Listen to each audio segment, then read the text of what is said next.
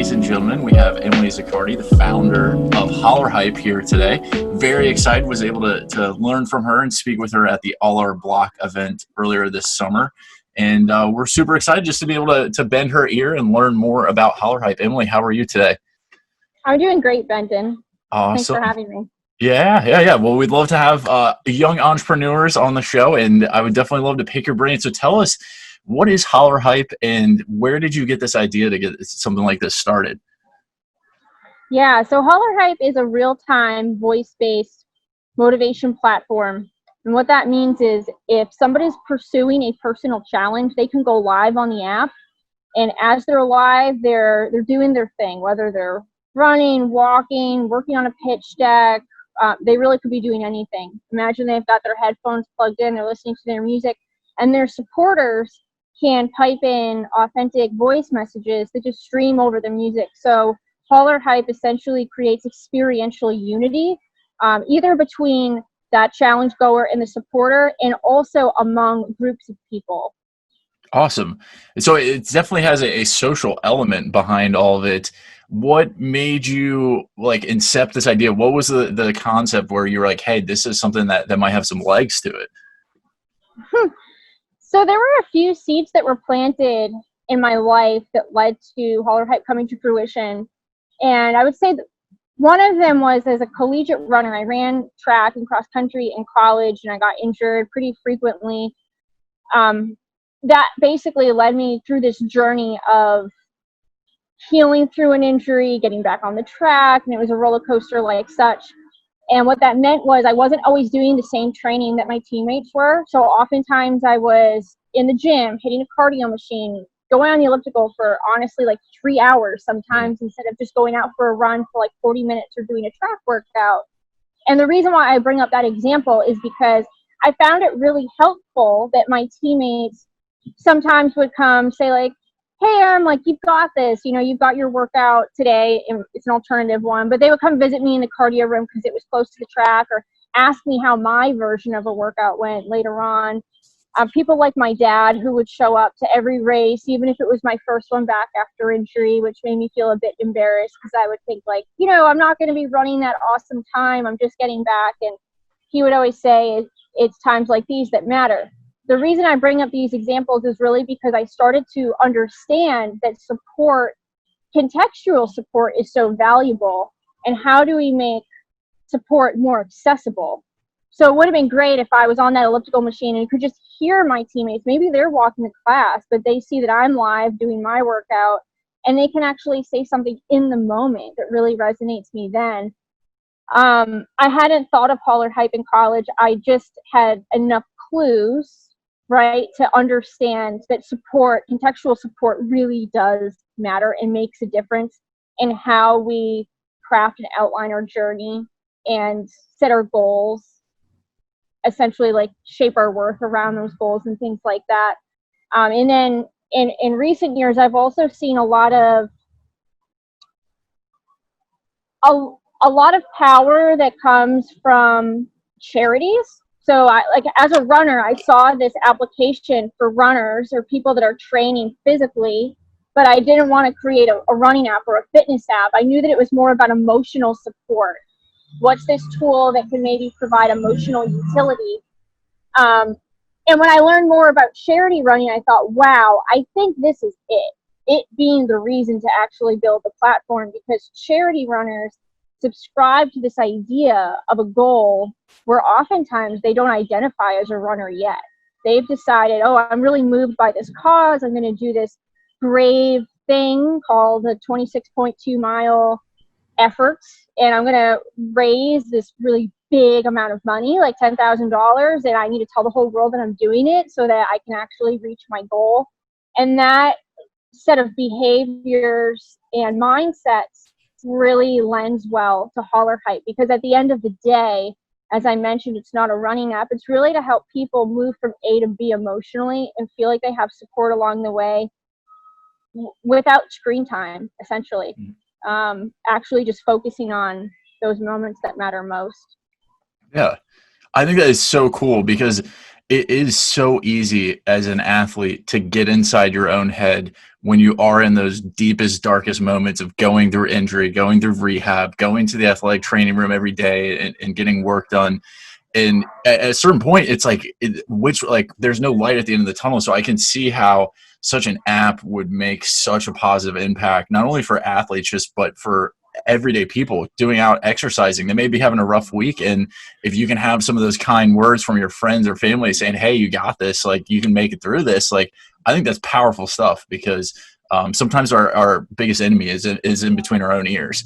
And I think that's definitely something that can help everybody, not just athletes or people like you mentioned.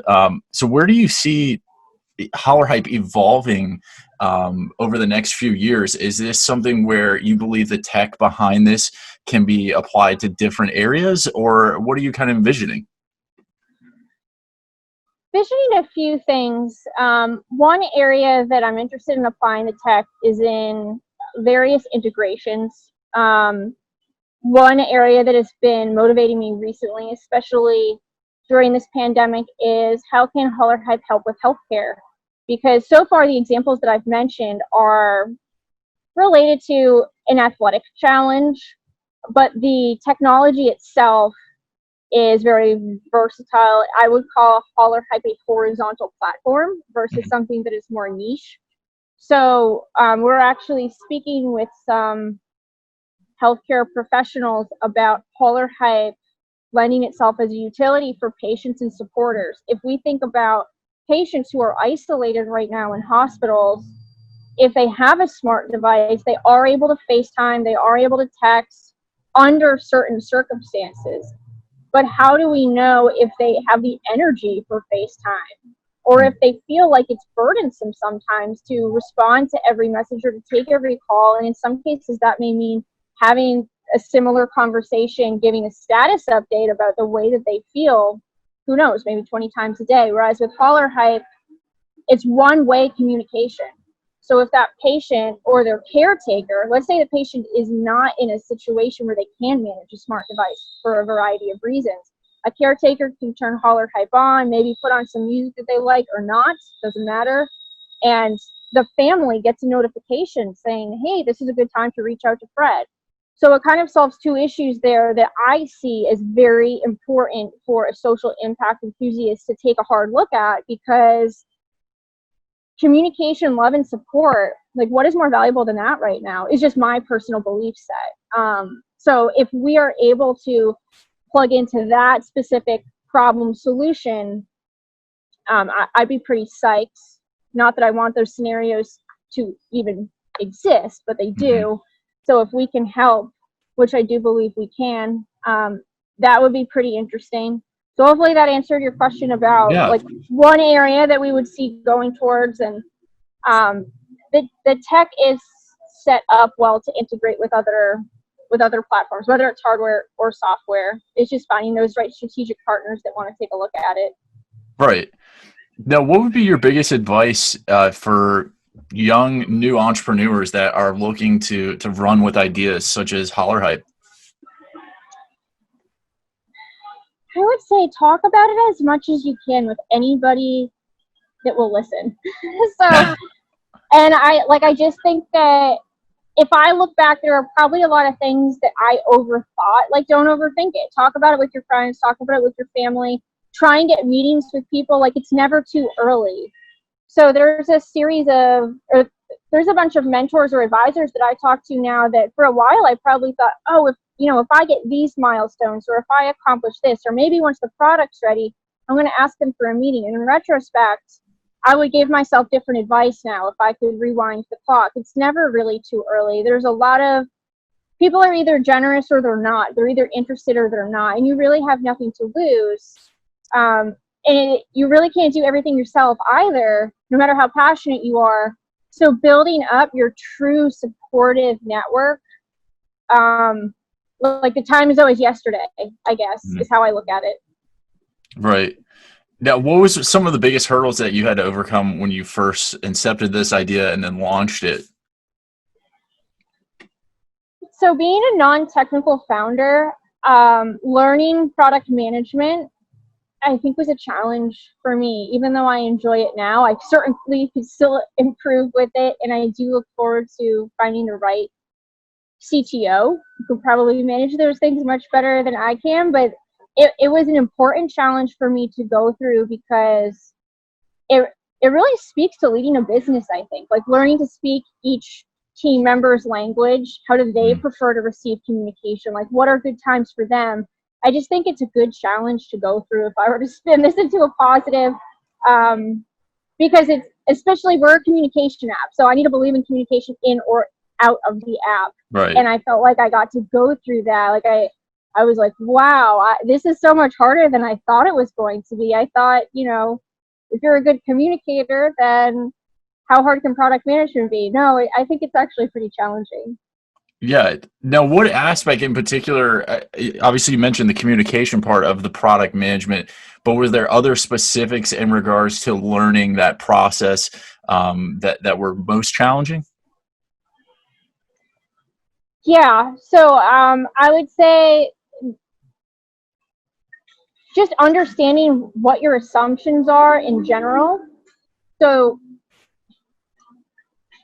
everything working with a product developer really needs to be spoken about like bare bones and like if I think it's broken down to the basics, it always needs to get broken down to another level.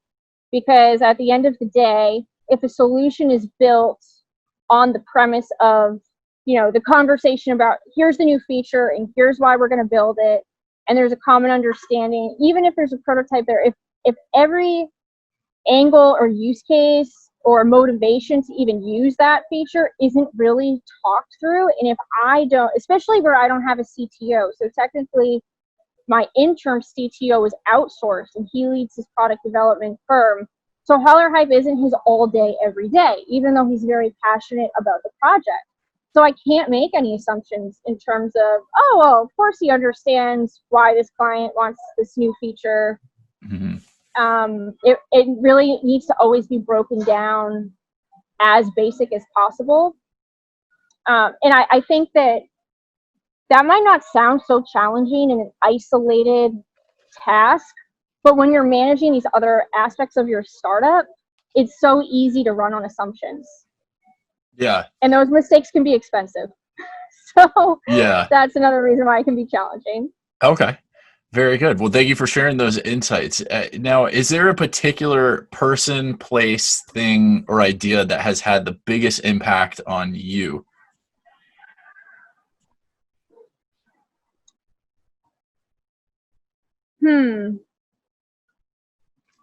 The idea that's had the biggest impact on me specific to the platform has been this idea of group messages.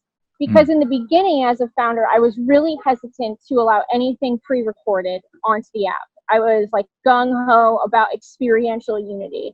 And my theory, which for the most part has rang true so far, is that a pre-recorded message does not carry the same value and weight as a message that is sent in the moment.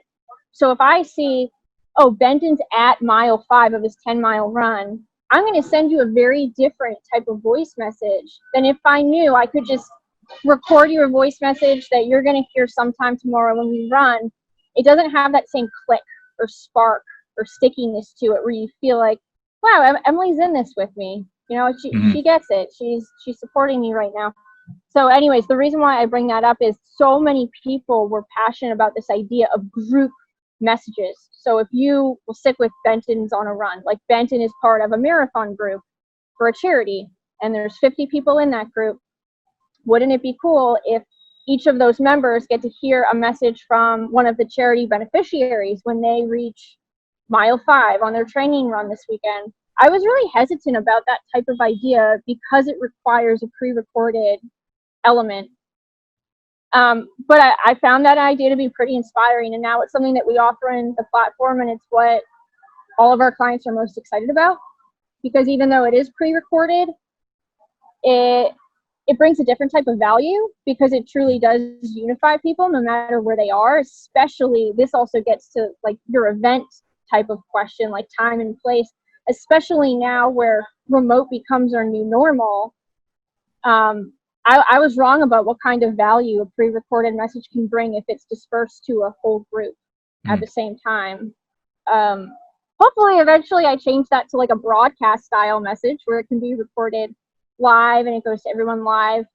Just takes more coordination. But that has been the most inspiring idea to me from people that have heard about HollarHype and had interest in using it. Okay.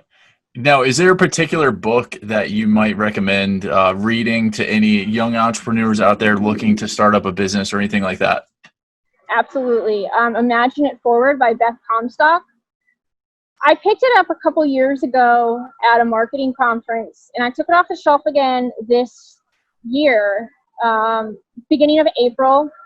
For whatever reason, I was motivated to pick it up again, and I found that what Beth Comstock talks about, she was the former innovation leader at GE for like 15 years, I think.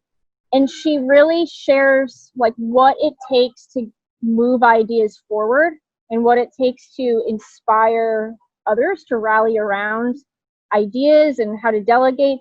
I just found it really interesting because it's hard, like you really can't do everything yourself. So to hear from someone who got things done in large scale teams, but oftentimes felt really isolated too.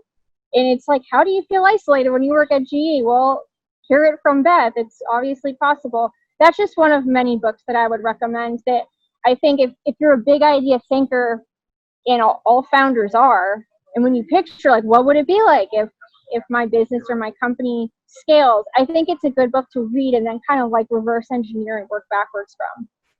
Awesome. Well, I appreciate your insights. Folks, if you have not checked out Emily Zaccardi, where can people find more information about you or get in touch with you? You can definitely find me on LinkedIn. So search Emily Zaccardi on LinkedIn. HollarHype on Instagram is at HollarHype, one word. Those would be the best ways. Right on. Well, thank you for sharing a few minutes of your day to talk to us about HollarHype. Obviously, go check them out. Give them a like and a follow on Instagram. And if you have questions, feel free to reach out to Emily. Thank you for joining us today, Emily. Thanks so much, Benton. Yeah, awesome.